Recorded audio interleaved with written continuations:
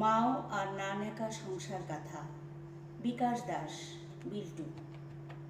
৭৫ বছর বয়সতাসী মাও এলা আমার কবিতা নেকা শুরু করিসে।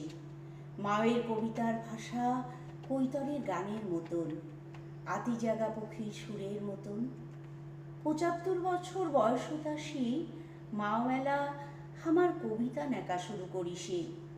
মায়ের কবিতার ভাষা শুকি যাওয়া নদীর কান্দনের মতন, ভাঙা সাইকেলের ক্যাঁচ ক্যাঁচ কানতালি নাগা শব্দের মতন। ৭৫ বছর বয়সতাসী মাও এলা মোর কবি হয়ে উঠিসে।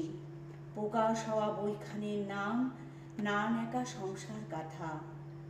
মায়ের চোখুর ভিত্তি চায়া দেখো জল পড়েছে, কুচকি যাওয়া দুবলা শুকান মুখখান ভ্যাল ভ্যাল করি চায়া আছে মোর ভিত্তি। মুই মাও পুছং কোনখান খায় যদি, মাও মাথা নোট পোটায়। মুই তৎ খাওয়া চক্ষু চাঁদে পাং বিশ্বরূপ দর্শন।